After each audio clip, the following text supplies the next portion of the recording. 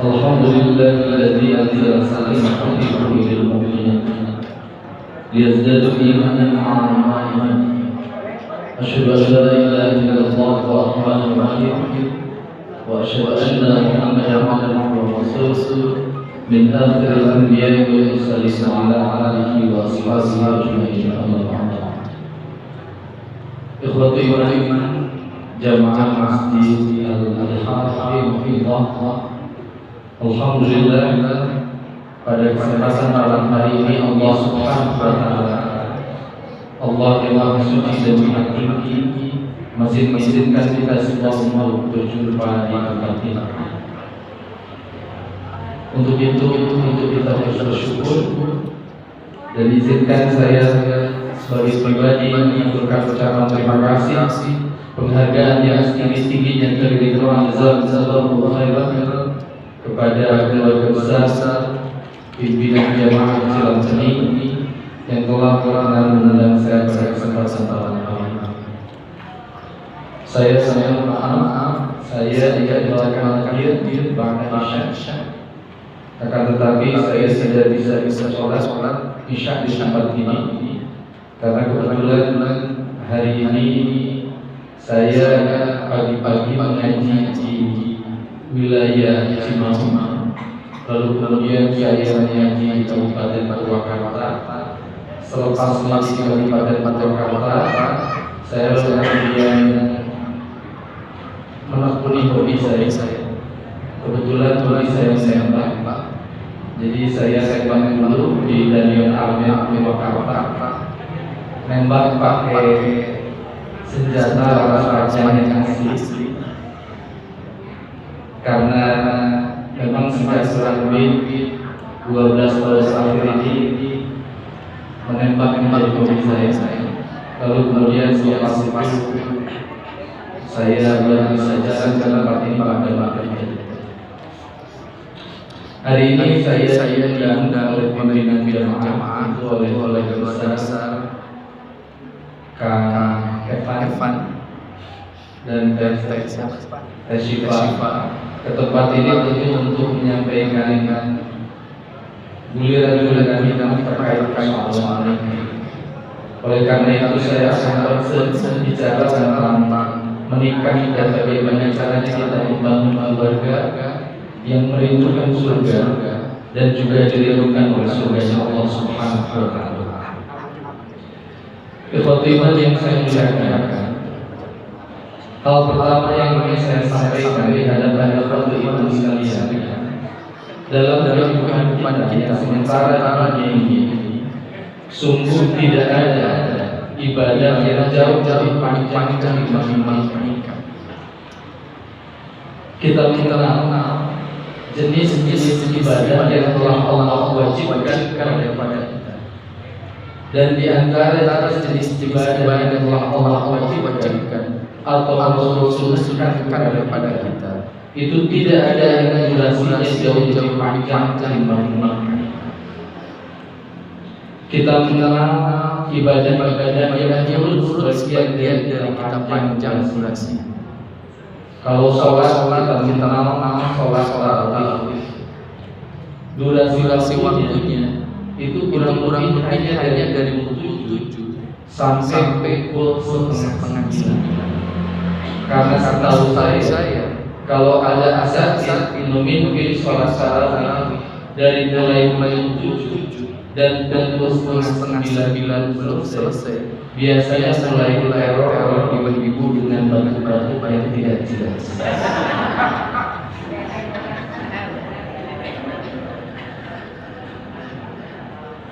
Sahur itu adalah ibadah yang panjang.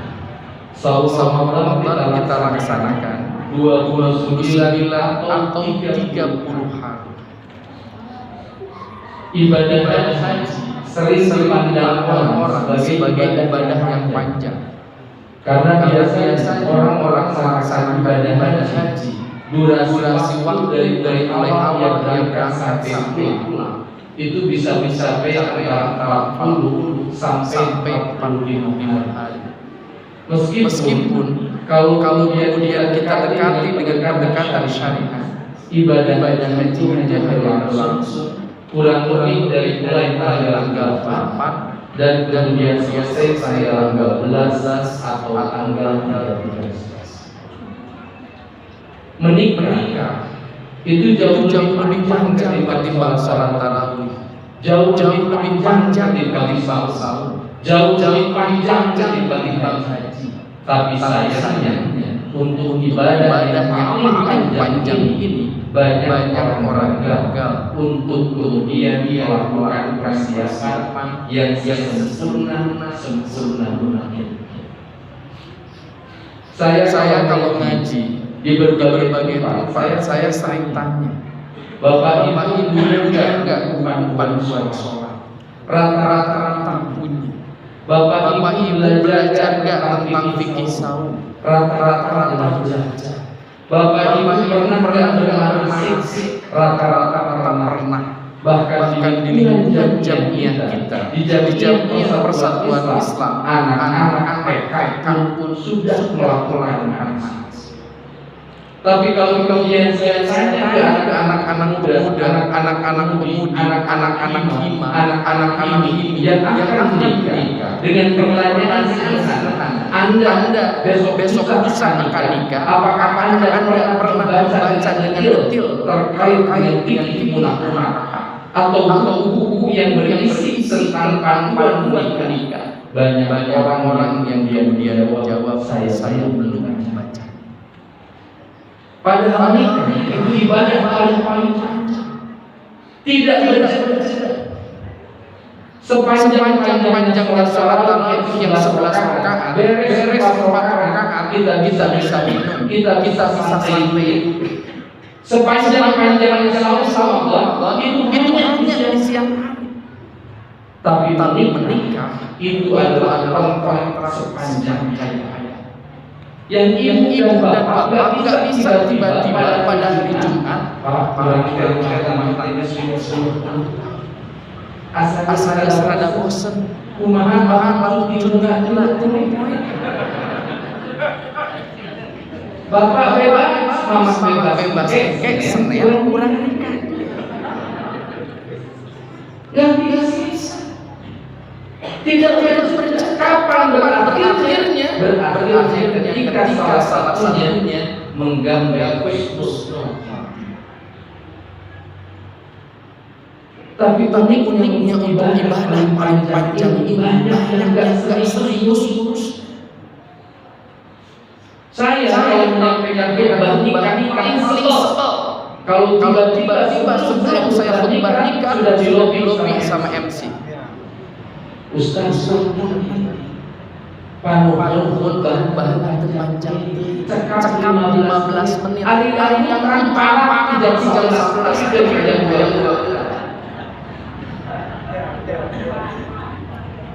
Akhirnya saya maaf saya secara pribadi nggak pernah merasa sensitif dengan saya orang Tasik. Roma Irama asal Tasik, Evita Mala asal Tasik, Rizawati asal Tasik, Awang orang Tasik, Fedi Vera asal Tasik. Hampir semua legenda orang itu orang Tasik. Karena orang Tasik kalau tidak jadi ulama, jadi pendangdut. Kalau tidak jadi pendangdut, bukan tidak. Makanya saya pilih jadi ngaji. Nah, iman yang saya muliakan berikutnya, apa yang harus disiapin sama anak-anak yang kelihatan beberapa jomblo ini? Kan kelihatan wajah jomblo, wajah haram. Anak-anak ini termasuk kita. Mari kita mengawasi diri kita ini benar-benar membentuk.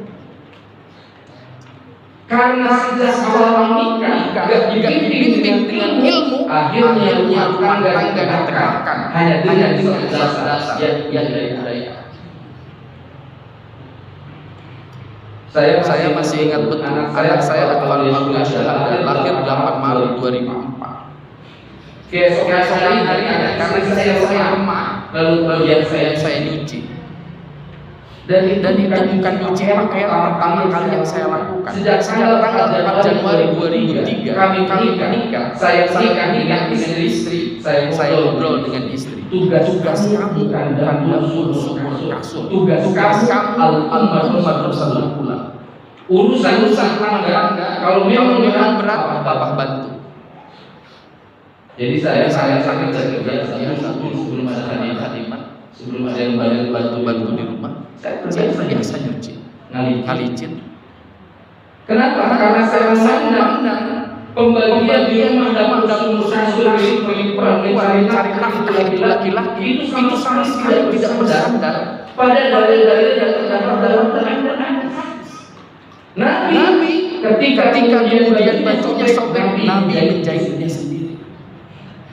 Betapa ingin memperlakukan perempuan dengan sama kali. Tapi Umar beres ngaus dia pulang ujung-ujung bukan tujuh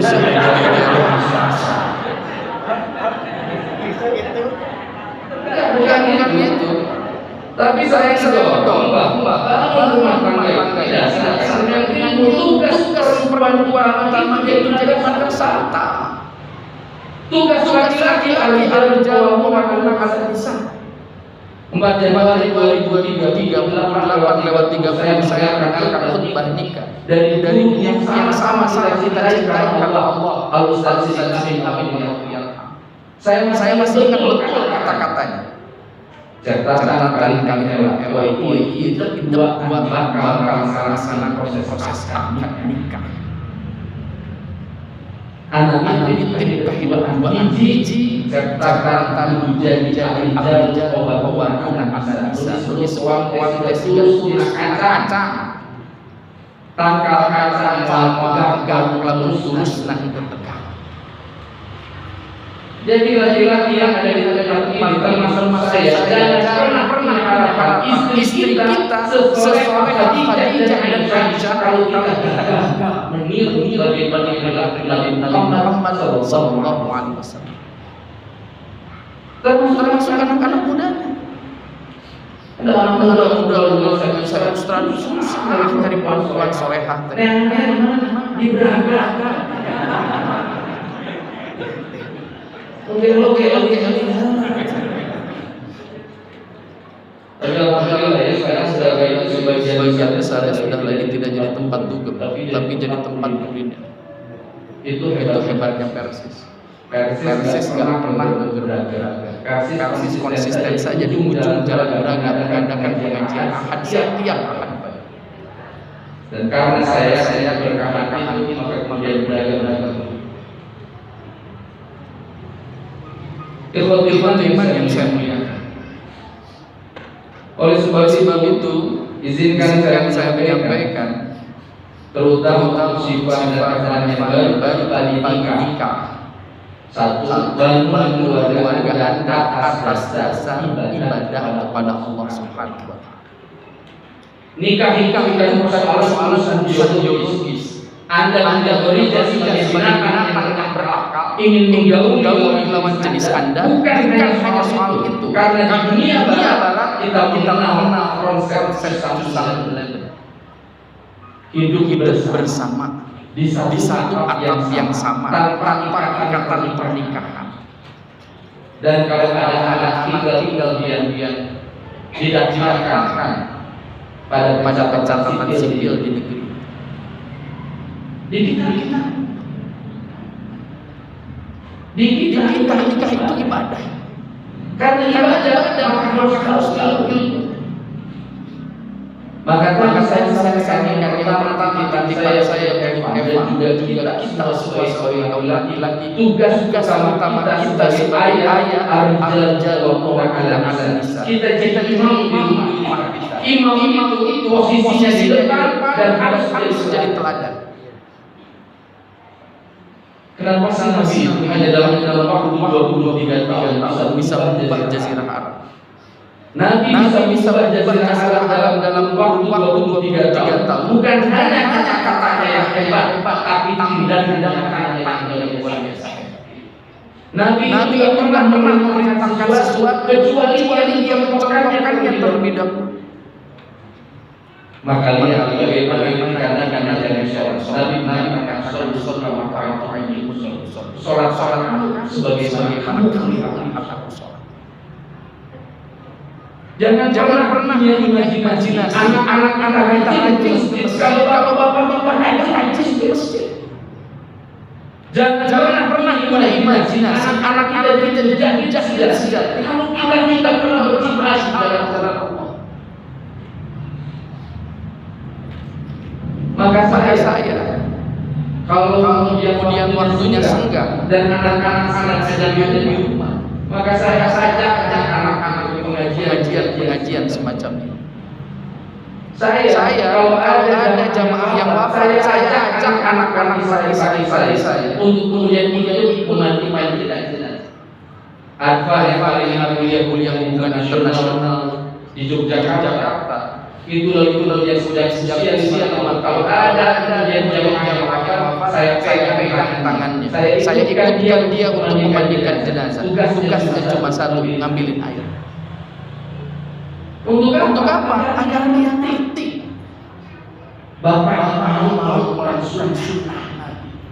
Bapak mau mengerjakan hukum yang sifat dan itu akan melakukan pada akhir suatu saat ada orang meninggal dengannya. Ketika saya ada maka Advan akan mengingat apa yang saya lakukan. Dulu bapak lakukan, kini saya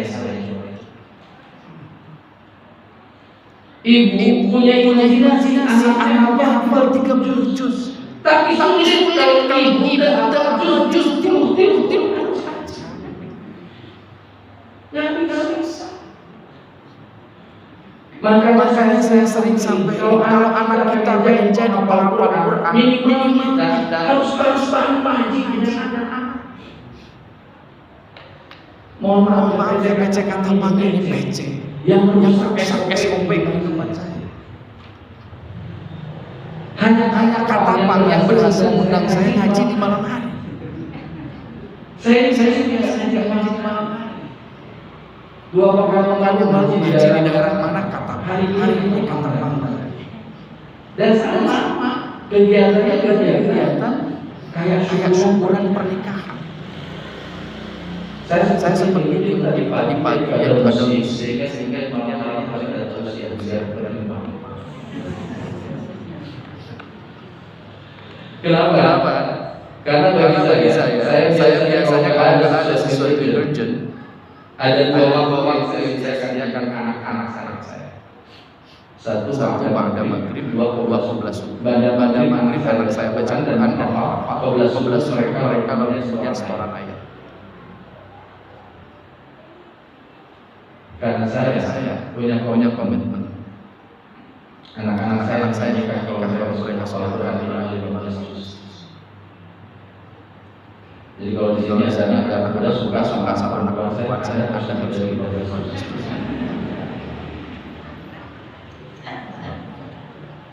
Itu rumus dari saya saja. Saya pernah ditanya kenapa. Saya bilang gini, kita itu diajari kalimat dalam syahrul Ramadan alladzi unzila fihi al-Qur'an hudan lin-nasi wa bayyinatin minal huda wal furqan. Al-Qur'an itu Al-Qur'an itu wahyu, Al-Qur'an itu Furqan. Al-Qur'an itu dalam bahasa kerennya dia adalah guidance.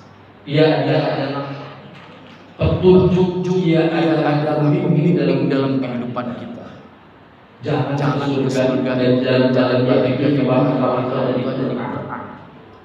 Kalau kita nggak paham sulit bisa jadi orang bahagia di dunia malam akhirat. Itu laki-laki. Laki-laki juga semasa dia Evan langsung melaksanakan zakat, dia langsung dapat SK. SK-nya misalnya 666. Sudah 666 ayat ke-6. Bunyinya ya ayat-ayat amanu anfusakum wa ahlikum nar. Tugas bapak adalah memastikan diri kita dan anak-anak kita juga turunan kita masuk surga secara berjamaah. Itu juga sih. Makanya saya bersyukur ya. Saya punya mertua itu sekarang sudah wafat. Itu ketika saya minang anaknya itu saya tahu persis betapa mertua saya ini uji saya. Mertua saya syarat mengajar di Pajagalan. Pernah jadi sekretariat Persis 19 tahun. Namanya Ustaz Segala. Apa yang itu saya masih ingat ketika saya kelihatan jatuh hati sama putrinya. Suatu saat saya datang. Apa yang blok dia kemah akan diri datang pada asal. Saya datang pada asal, ditahan ngobrol sampai maghrib. Ketika maghrib, saya datang ke Masjidil Husnul Khatimah. Di Masjidil Husnul Khatimah di situ ada Ustaz Muhammad Rafi. Bahkan sekali Ustaz Wawan Sofwan Solahuddin. Di situ ada apa? Lalu kemudian ketika iqamah sudah berkumandang, karena apa adalah asal senior, apa biasanya jadi imam. Tapi di hari itu saya tahu calon tua saya pura-pura. Tiba-tiba ngobrol sok ngapain? Apa kurang sehat? Untuk apa? Saya bisa jadi imam. Karena saya tahu itu ngetes, maka saya sudah sangat panjang. Beres imaman ditepuk pundak saya. Hadir imaman. Tapi hilang. Maghrib. Ini sudah. Jadi tetap ya, kalau nggak ikhlas itu pasti bakal ketahuan. Tapi nah baik ikhlas dalam kita tes. Kenapa sih harus serius itu? Selepas itu saya diminta mengirimkan 3 tulisan iber. Saya tulis tiga terbitan. Betapa Yesus menikmati. Saya sekarang mengambil posisi yang sama. Saya juga harus serius untuk putri saya. Zahra dan Zainab. Jadi putri saya 4, istri saya 1. Karena di Banjaran kemarin sempat ada isu Ustaz Dika nikah lagi. Saya cuma mengaminkan, serius saya mengaminkan. Tapi istri saya namanya ada. Satu-satunya perempuan di Jamiah Persatuan Islam yang pernah jadi ketua umum di dua badan level pimpinan pusat. Jadi istri saya pernah jadi ketum pimpinan pusat di Persis, lalu dia jadi pimpinan pusat di Persis, dan sekarang menjadi tahsil di Persis. Anak saya 4. Satu Arfa yang kuliahnya di Jogja, ngambil hubungan internasional. Kedua Zahra Khalida baru masuk sekarang jurusan psikologi di Jakarta. Ketiga Azrida sekarang mondok di pondok pesantren Muslimah di Madinah. Yang keempat Zainab Nurhalizah sekolah di SNM di Jakarta. Saya kalau milih mantu saya pasti akan ikutin cara dari mertua saya milih saya. Kenapa? Apalagi milih laki-laki yang akan menjadi pemimpin, akan menunjukkan jalan surga bagi putri saya yang saya cintai sangat. Ikhwan yang saya muliakan, yang kedua, perempuan itu fungsi pokoknya Allah madrasatul ilmi, itu madrasah utama dan pertama bagi anak-anak. Dan untuk anak laki-laki yang masih muda di tempat dan belum menikah, saya sampaikan yang terpenting kalau Anda punya istri tanya prestasi akademik. Karena kecerdasan anak kita lebih bergantung pada DNA ibu. Ya, belum nikah. Nanti cari istri. Jangan hanya cari istri itu. Karena nanti putri Anda akan warisi generasi bagi dari ibu. Dan oleh karena itu saya minta kepada ibu-ibu di sini, baik ibu muda yang masih di bawah ataupun ibu yang sudah senior, Saya nggak nyebut tua. Di tempat ini fungsikan diri ibu-ibu itu semua sebagai madrasah utama. Kenapa sih ibu-ibu perlu ngaji? Kenapa sih ibu-ibu perlu datang ke majelis taklim? Yang paling pokok agar ibu bisa jadi tempat bertanya bagi anak-anak ibu yang pengen paham soal-soal Sekarang lagi kasus Al-Zaitun. Beberapa tahun yang lalu, lebih dari 10 tahun yang lalu, saya datang oleh salah seorang rektor di salah kampus di Bandung. Kenapa?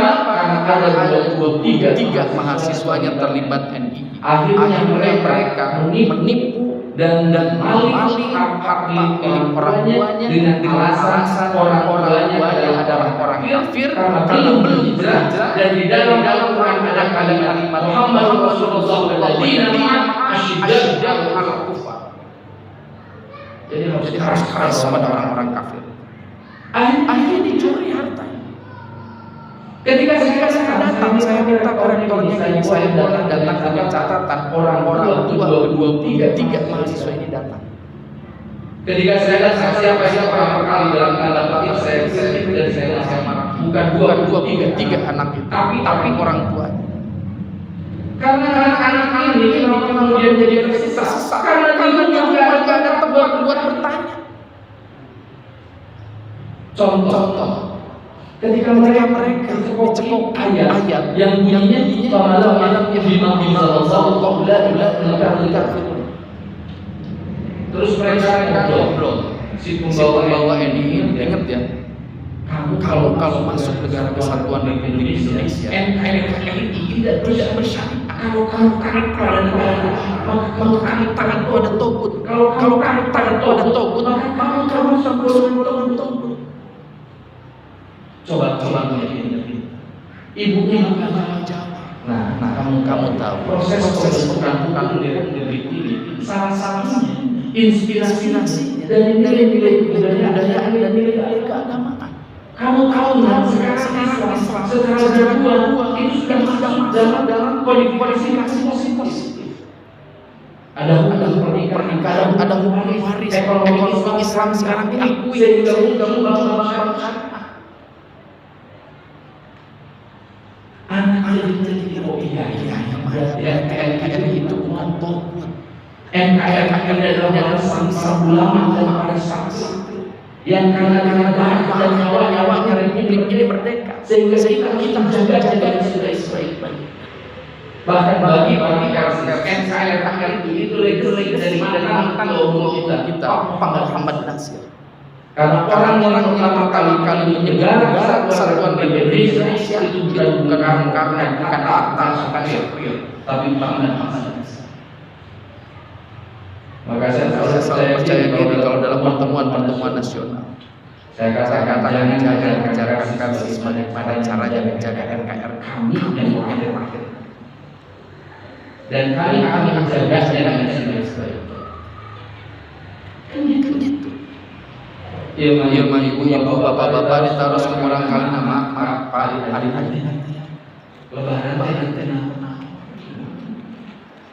Kemisnya nama itu marbo lah ingin berenang hayang teh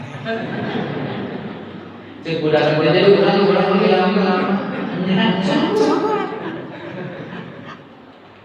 kalau ibu dan bapak yang ngaji semacam ini kalau sama-sama ngerti.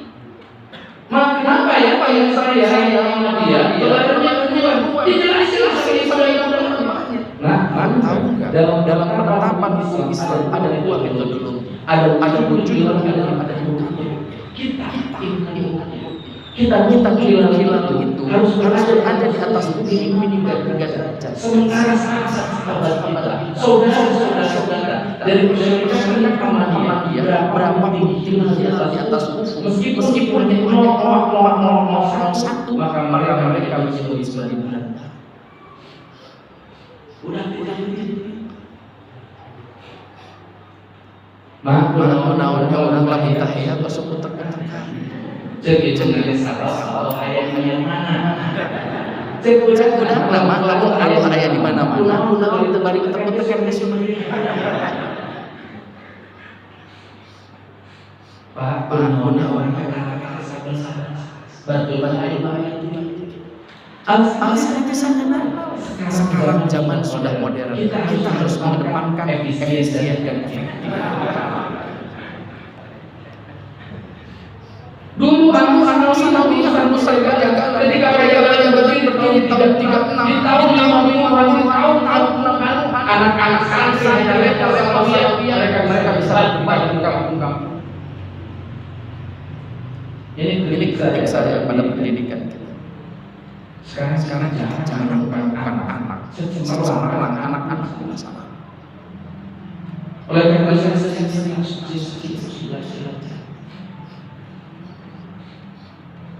Ustaz Sidik wafat, siapa yang lanjutin? Ada yang sekolah bahasanya tersusun, bahasa Inggrisnya bagus, bahasa Arabnya bagus, landasan filsafat pemikiran Islam bagus. Ustaz Sidik siapa yang melanjutkan? Yang begitu sangat masif ketika baca dengan kitab-kitab Al-Quran. Ketika Ustaz siapa? Ketika Ustaz tentang awal siapa yang orang-orang yang memegang prinsip-prinsip akidah. Kalau kemudian setiap tahun dan kita gagal menggantikannya, saya khawatir suatu saat versinya hanya ada pelan-pelan saja. Itu tanggung jawab kita dan mengkader itu. Pusat-pusat pengkaderan itu bukan ada sekolah, tapi rumah. Ikhwan yang saya muliakan, ini tugas suami, ini tugas istri. Berikutnya, gimana sih ciri dari keluarga merindu surga? Satunya cirinya saling paham. Keluarga juga itu jadi tempat yang penuh dengan cinta dan kasih sayang. Semua orang yang bernaung merasa naik dengan sempurna. Anak-anak kita kalau dia merasa dengan sempurna, dia akan bertahan. Dia tidak bakal bertahan di luar. Saya kalau beres ini di Trans. Kebetulan saya ada jadwal ngaji di masjid Trans.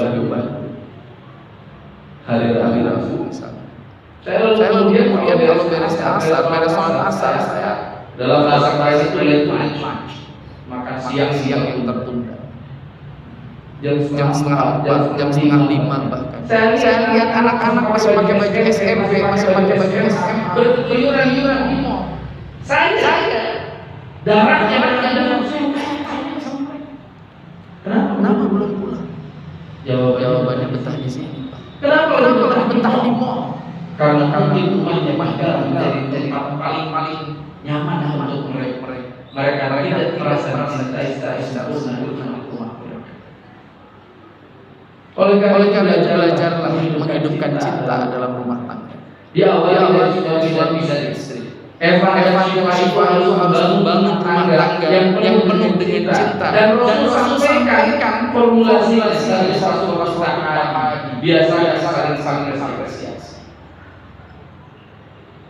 Nanti Syifa, kalau misalkan Evan dapat gaji, dikasih ke Syifa. Gajinya diambil, jangan dibuka dulu. Gak usah dibuka, pegang. Simpan di dada dan kalian kata hatur jazakallahu khairan. Kenapa gak boleh dibuka? Karena biasanya beda isi cara berterima kasih. Biasanya gajinya 4 juta misalnya. Hari 4 juta mah alhamdulillah Papa jazakallahu khairan. Dijawab Bapak, amin wa iyyakum saya. Suatu saat gaji yang jadi kali itu cari berterima kasih jadi apa? Alhamdulillah. Jazakallahu khairan. Jazakallahu amin saya. Ingat ya. Dalam ilmu psikologi bahasa itu butuh keberimbangan, butuh sejajaran. Makanya anak-anak juga sulit bahasa dan tapi kalau mereka bergaul dengan orang yang sama. Lemes pasti dilemesan. Angkat kemana? Badai kapal. Tapi kalau kita tanya, kemananya? Kehadap nyi. Kan saja. Wah, kemananya? Badai kapal. Di mana Aisyah? Terus di masjid. Aisyah suka mereka mana? Badai kapal. Mau. Butuh. Oleh karena itu almarhum istri itu perlu dipuji karena merasa dipuji dan kebutuhan diapresiasi itu jadi basicnya dalam bahasa agama itu bawa orang. Coba lihat ibu-ibu kalau pengajiannya Allah dipadu-padankan. Kalau tasnya merah, sendal-sendalnya merah. Bukan mesti mana kudu gitu. Makanya saya jarang tertipu oleh istri. Kalau istri minta tas, saya kumpulin uang buat beli sepatu. Sebab begitu disukai kita minta dinyak sepatu. Coba lihat ibu-ibu. Pakaian itu dipadu-padankan. Kenapa dipadu-padankan termasuk bapak-bapak? Kita harus akui kita pakai pakaian rapi dan nyaman itu bukan hanya sekedar korak dari bagian dari syariat, tapi di sisi lain kita ingin diapresiasi oleh orang lain. Boleh nggak kita pengen dipuji oleh orang lain? Boleh. Lu pengen dipuji. Apa itu puji? Saking pengen dipuji, akhirnya kita sisi lain. Jadi gitu. Ibu keluar dari kamar mau ke undang sesekali puji. Mama cantik. Teguru kaki makin gini, ayah cantik. Kamu ada kerja ikut sama pemajikan udah jadi kamar itu. Betul. Berikutnya kalau bisa berkomunikasi dengan cara yang baik, beradab dan bermartabat. Saya sering sampaikan Rasul itu sama si Aisyah nggak pernah menyebut namanya kecuali sekedar menunjukkan ada masalah. Rasul istri siapa? Wahai istriku yang punya kemerah-merahan. Bunda Aisyah itu kalau jam 8 pagi keluar dari rumah, lalu dia parasnya pada matahari, maka secara otomatis wajahnya merah. Jadi pipinya memerah itu bukan karena di blush on. Dia mau kulit di blush itu jadi gede. Dia bahan fitnah. Cekar-cekar tangan makanya saran saya untuk kau pilih lah ya blush on yang sesuai dengan warna kulit. Boleh nggak mempercantik ini? Boleh. Saya punya istri sekali datang ke salon buat krimbat di salon muslimah. Facial. Ada angkos. Yang bapak orang segala itu wajah masih banyak yang gitu. Tidak sekali soalnya padahal itu bukan duit. Dan apa? Bayangkan ibu-ibu tiap pokoknya sangkan bodas pakai salah tahu baik. Ada. Jadi apa? Ingat Pak, nafkah terbaik itu pada istri. Istri siapa? Istri kita. Hari kamu oleh kami sekretaris Limbah. Jam 12 udah lunch belum? Ayo kita lunch.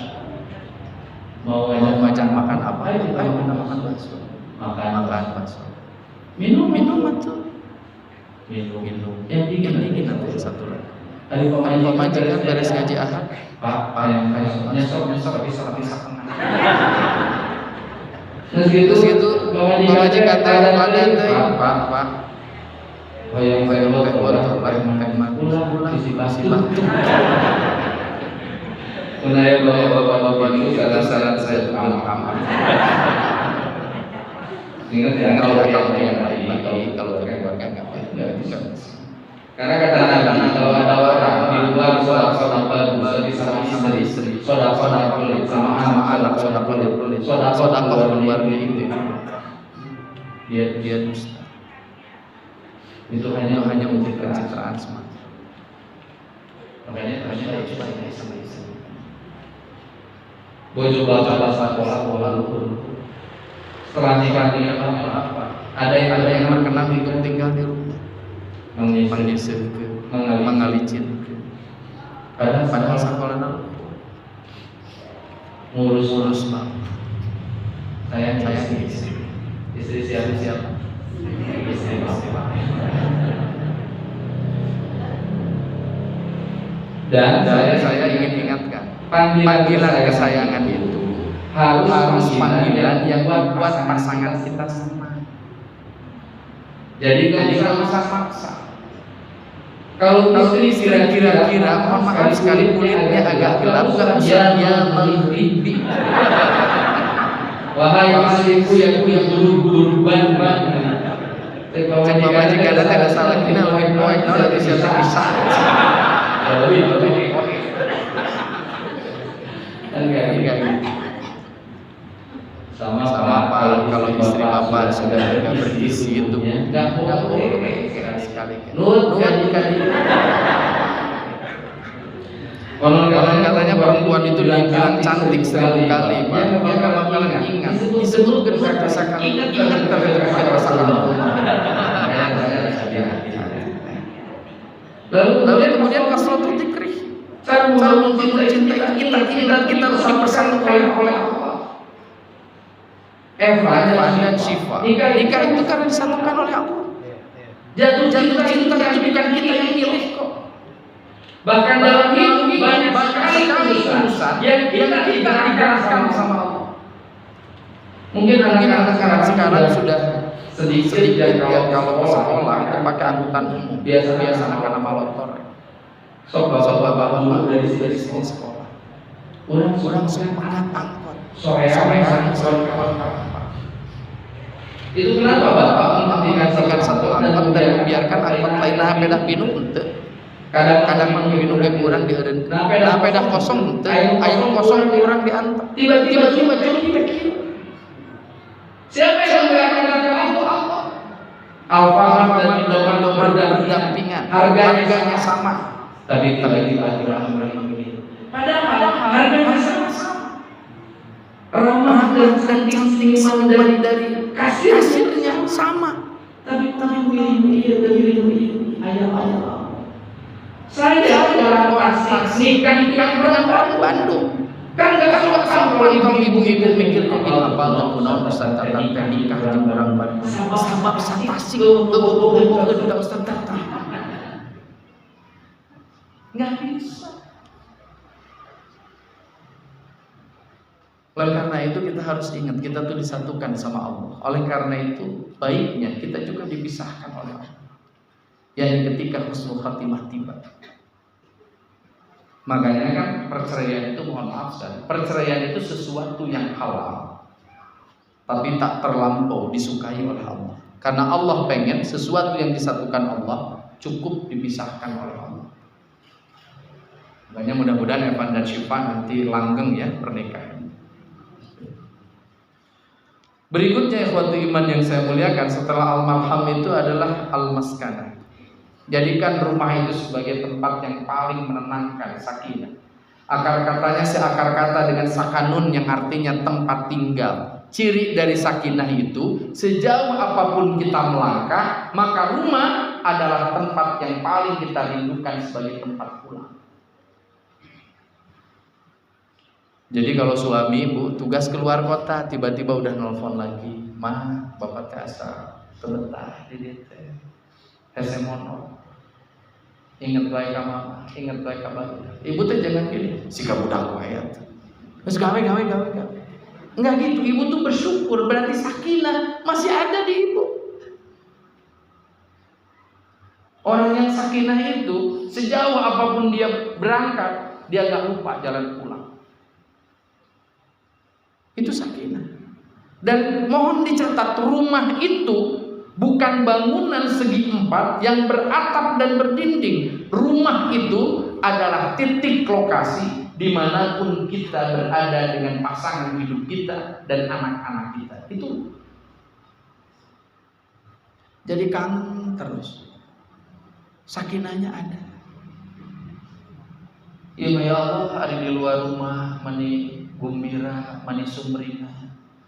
Hari 30 meter dari ka imah wajah teh jadi diteku, dilipat jadi hasil. Terus ke Pak RT, Pak, nah habis mau bapak teh siga sumrina, begi caket ka panglingihan asa begi hasil. Jawabanna teh, abdi teh sakedeung teh bakal ditanyaan ku Kasatpol PP. Makanya ingat ya Bu ya, gak boleh ada jamaah Persis yang perempuan yang merasa bangga kalau suaminya takut sama ibu. Oh, dari ibu lain Kasatpol PP, lain Kapolsek, lain Babinsa. Itu kudu salah kita sih. Kenapa? Karena di luar sana banyak tuh perempuan yang kayak gitu. Abdi mah atok salaki abdi sieun ku abdi. Erek mancing dia aku abdi didelekan sakali ge langsung eueun. Rek badminton ge langsung tak reketna digantungkeun deui. Bapak juga sama. Suami yang baik itu bukan suami yang ditakutin sama istri. Istri itu taat pada suami sebagai bentuk ketaatan dia kepada Allah. Bukan karena takut pada suami. Karena kita hanya bisa hidup benar kalau kita takutnya sama Allah, bukan takut sama manusia. Baru kita bisa hidup benar. Kalau kita takut sama manusia, ketika pengawasan dari manusia itu hilang, maka kita akan mudah melakukan maksiat kepada Allah Subhanahu wa taala. Berikutnya al-madrasah. Jadikan rumah itu sebagai madrasah. Minimal 2 orang yang diajarin. 1, ilmu yang sifatnya fardu ain, itu ilmu ibadah. Yang kedua, ilmu yang sifatnya fardu kifayah. Matematika, bahasa Inggris, fisika, kimia, antropologi, sejarah kebudayaan, otomotif. Itu ilmu yang sifatnya fardu kifayah, cukup sebagian saja. Tapi ilmu agama, semua dari anak-anak kita dan keturunan kita mesti menguasainya secara baik. Ya. Saya kasih contoh. Saya, bapak ibu kan bakal meninggal ya, pasti gitu itu meninggal. Pernah nggak nanya sama anak kita, nah kalau bapak besok subuh meninggal, kalian sudah bisa nggak ngurus jenazah bapak? Salah satu doa yang sering saya panjatkan adalah saya mohon kepada Allah, kalaulah boleh, cabutlah nyawa saya setelah anak perempuan saya dua-duanya nikah. Itu doa saya. Kenapa? Karena saya minta dari mulai sekarang ke anak-anak saya, kalau papa suatu saat meninggal, cukup yang menyentuh tubuh papa adalah tangan dari anak-anak papa. Jadi insya Allah saya tidak ingin merepotkan pimpinan jamaah. Diumumkan. Tapi nanti yang ngurus jenazah saya cukup anak-anak saya. Yang jadi imam bagi sholat jenazah saya nggak pengen ketua umum Persis atau ketua umum MUI. Cukup anak laki-laki saya. Dia yang sudah saya wasiatkan sejak sekarang, agar nanti kalau papa meninggal, Adfar atau Azri yang jadi imam sholat jenazah papa untuk pertama kali. Karena saya sadar kemungkinan saya masuk surga itu sepertiganya itu oleh anak-anak saya. Doa dari anak-anak yang sholat. Jadi didik agama kita, anak kita dengan benar. Apa sih perbedaan ilmu fardu kifayah dengan fardu ain? Saya kasih contoh. Bapak ibu kan punya kendaraan. Pertanyaan saya, bapak ibu punya kendaraan, berapa banyak di antara bapak dan ibu yang lulusan teknik otomotif? Ada? Nggak usah kan? Kita punya mobil, kita punya motor, nggak usah lulusan teknik otomotif. Kalau mobil dan motor kita rusak, cukup telepon ke service center, bawa mobil saya, dibawa, setelah itu diperbaiki, dibayar uang, selesai. Tapi kalau anak bapak ibu nggak bisa sholat, bisa nggak kayak kepimpinan jamaah? Ustaz pun tenang pun anak tadi saya sholat subuh, endingnya Ustaz 2 rakaat, kamu Ustaz 2 rakaat, kamu pun anak, artosnya ditransfer nyun ke nomor rekening. Kan nggak bisa. Oleh karena itu urus agamanya dulu. Urus agamanya dulu. Ikhwatul iman yang saya muliakan, berikutnya adalah al-junnah. Jadikan rumah tangga kita itu kalau pengen dirindukan surganya Allah Subhanahu wa taala jadi perisai. Jadi perisai. Sekarang itu banyak hal-hal yang bahaya di luar rumah kita. Contoh, ada paham sekularisme yang memisahkan kehidupan agama dari kehidupan berbangsa dan bernegara. Ada paham pluralisme yang pada akhirnya dipahami sebagai sebuah paham yang menganggap semua agama itu sama. Suatu saat saya diajak ngobrol sama salah seorang peneliti soal toleransi. Mereka nanya gini sama saya, Ustadz Tatan, kenapa ya kalau di Persis itu jarang sekali ada seminar tentang membangun toleransi? Saya jawab, Persis itu nggak usah belajar lagi tentang toleransi. Persis itu salah satu ormas yang paling toleran yang ada di Republik ini. Dan saya menjawab itu tidak hanya dengan pernyataan, tapi dengan kenyataan. Saya kasih contoh. Setiap hari Ahad di Viaduk itu diadakan pengajian umum yang hadir 3.000 sampai 5.000 orang, dan itu sudah berlangsung tahunan.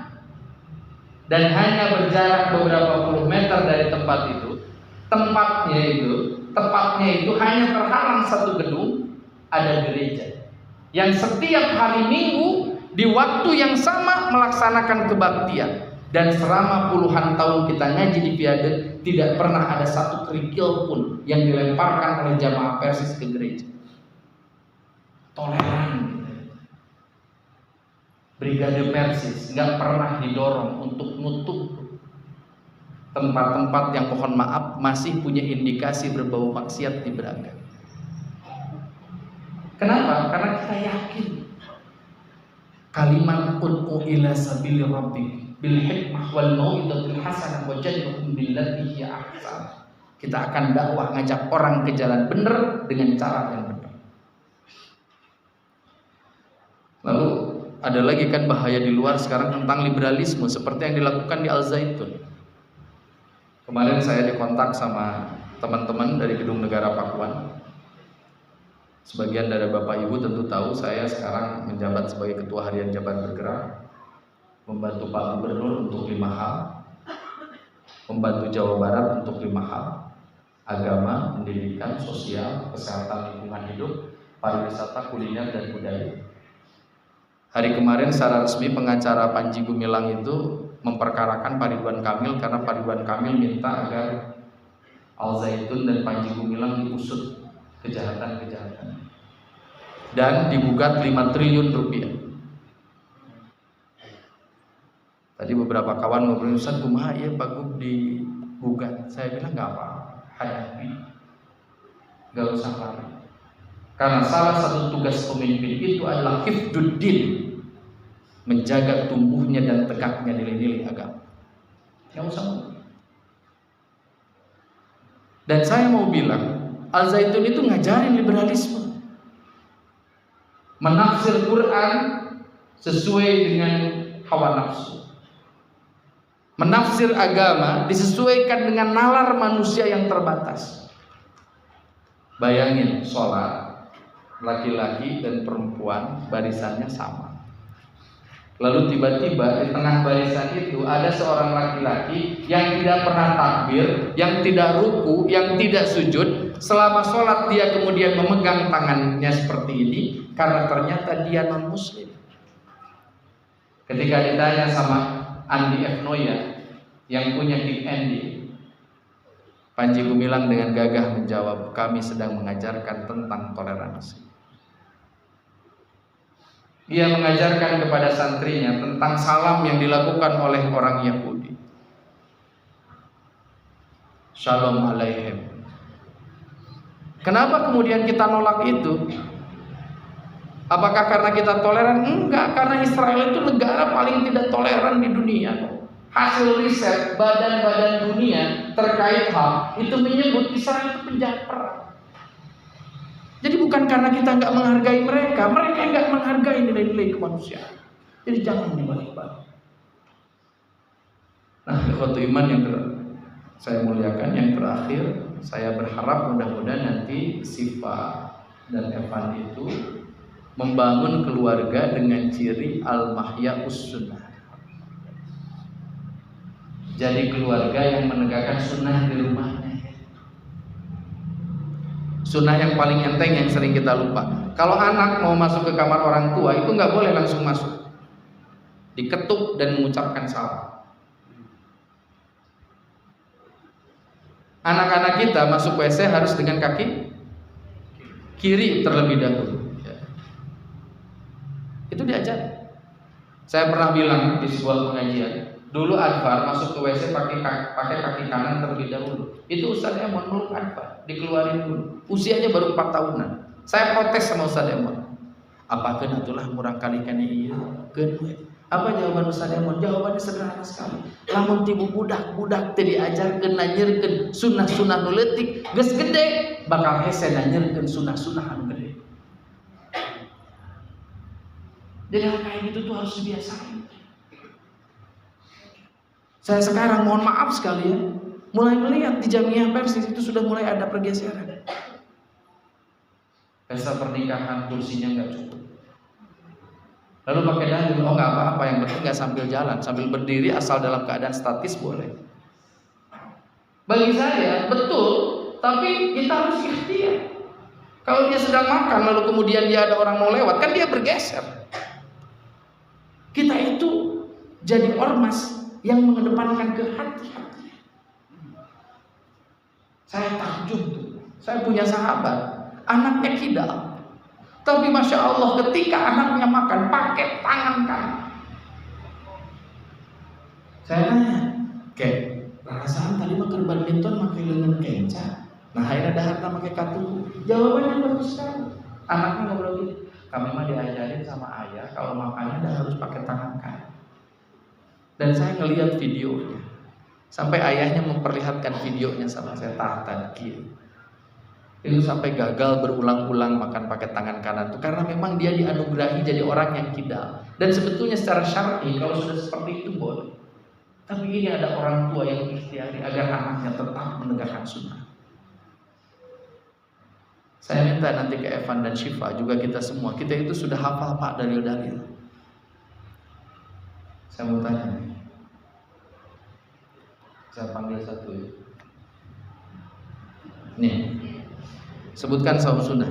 Lumana wae saum sunnah. Arafah, Senin Kamis, Daud, Taswa Asyura, Pinter. Dari 4 itu mana yang dilaksanakan sekarang? Daud pernah atau Daud masih? Oh sebelum. Saya senang kalau ada santri kayak gitu.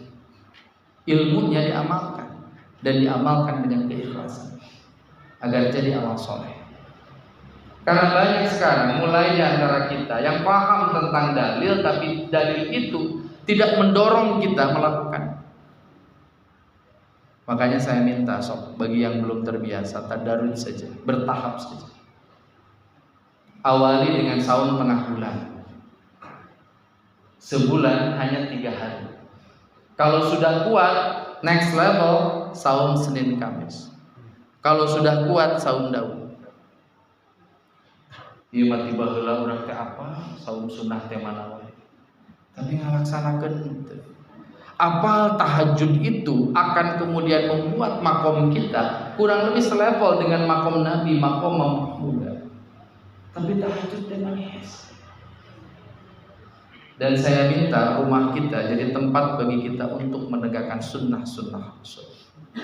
Saya ingin ingatkan Persis ini adalah organisasi yang mau menegakkan Quran dan Sunnah. Oleh karena tegakkan sunnah itu. Maka saya kalau diundang misalkan, sekarang sebetulnya diundangnya pada Isya, tapi waktunya itu saya masih ingat itu 7:30 kan tadi. Saya datang ke tempat ini pukul 19:25.